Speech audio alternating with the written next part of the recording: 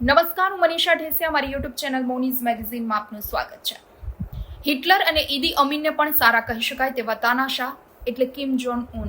જી હા, north કોરિયાના તાનાશાહ Kim Jong Un તેના કડક કાયદાના કારણે પ્રખ્યાત છે, પરંતુ હાલમાં તેણે એક ભૂલની નાના ભૂલકાઓને જે સજા આપી છે તે સાંભળી એવું લાગે છે કે તેના શાસનકાળમાં તેણે ક્રૂરતાની તમામ હદ વટાવી દીધી છે.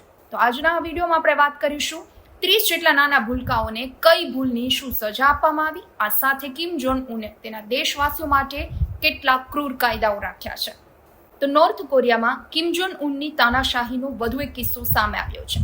જી હા, નોર્થ કોરિયાની સરકારે જાહેરમાં 30 જેટલા સગીર બાળકોને ગોળી મારી દીધી, જેની ઉંમર 19 વર્ષ કરતાં પણ ઓછી હતી. આ બાળકોનો દોષ માત્ર એટલો હતો કે તેણે દક્ષિણ કોરિયાના નાટકો જોયા.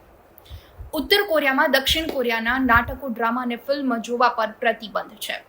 જોકે દક્ષિણ કોરિયાના નાટકો, ફિલ્મો અને વેબ સિરીઝો દુનિયાભરમાં પ્રચલિત છે, પરંતુ તેને અડીને આવેલા નોર્થ કોરિયામાં મનોરંજનના નામે મીંડું છે. કિમ જોંગ ઉન કહે અને વિચારે એટલું જ લોકો જોઈ અને સાંભળી શકે છે. દક્ષિણ કોરિયાથી પેનડ્રાઈવ મંગાવીને લોકો છુપાઈને ફિલ્મ જોવે છે અને જો પકડાઈ ગયા તો ઠાર સમજો. મોતને ઘાટ ઉતારવામાં આવેલા 30 સગીરની આ જ ભૂલ થઈ અને તેને સજામાં મોત મળ્યું. જાહેરમાં ગોળી મારી દેવામાં આવી.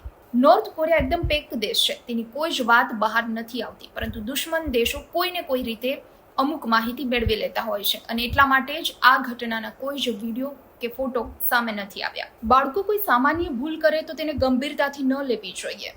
સામાન્ય સજા આપવામાં આવે તો સમજાય, પરંતુ ફિલ્મ જોવા બદલ મોતની સજા એ તો ક્રૂરતાની પરાકાષ્ઠા કહી શકાય. નોર્થ કોરિયામાં કિમ જોંગ ઉન સામે અવાજ ઉઠાવવાની કોઈની ત્રેવડ નથી અને બીજા દેશો શું કહેશે એની પરવા કિમ જોંગ ઉનને છે નહીં.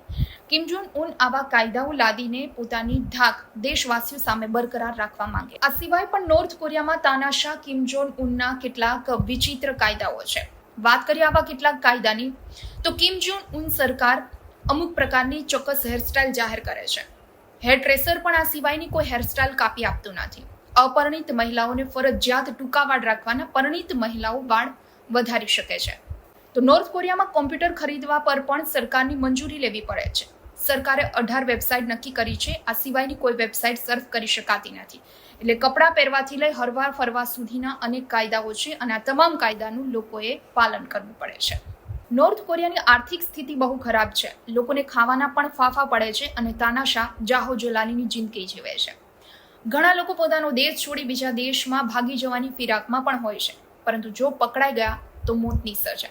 અરે દેશમાં અમુક કાયદાઓ તો એવા છે કે જો તેનો ભંગ કરવામાં આવે તો 3 પેઢીને જેલની સજા ભોગવવી પડે છે. તો આવા કાયદાઓ વિશે જાણીને એવું કહી શકાય કે તાનાશાહીના ઇતિહાસમાં કિમ જોંગ ઉન જેવો તાનાશાહ લોકોને નર્ક જેવી જિંદગી જીવવા માટે મજબૂર કરે છે.